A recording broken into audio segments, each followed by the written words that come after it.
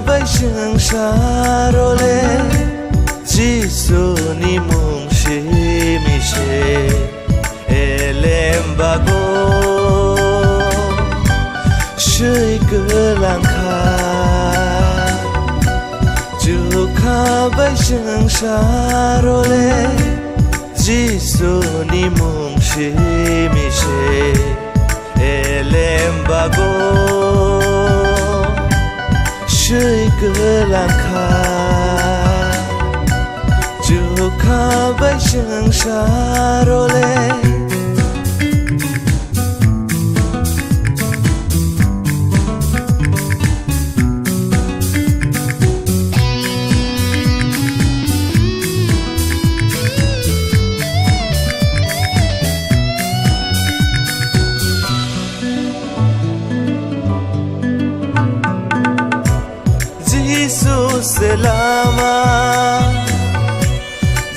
Jesus selama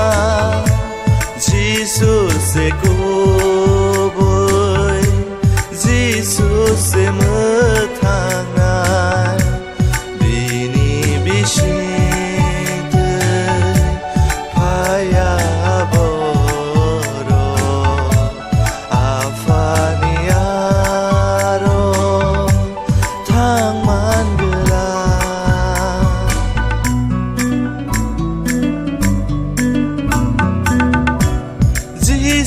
selama Jesus selama Jesus kuboy Jesus metangai bini bisinte paya boro afaniaro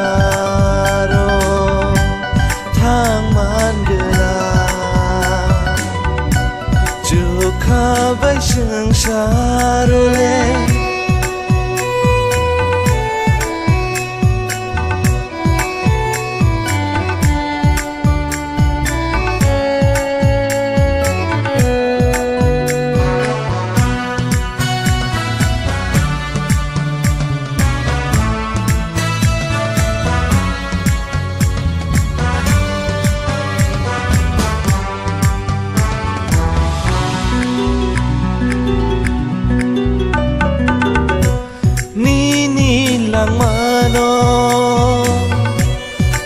Jisuni thani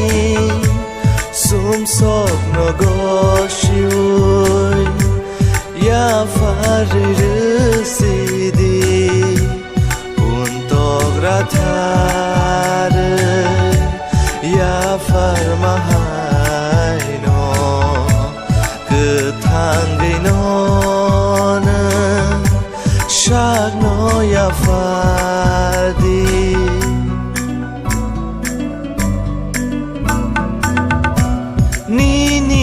mano Jisuni thani sumsok no goshiuy ya farirusidi untuk rathar ya farmahaino ketangino shagno ya fardi Chukha bai Swngcharwle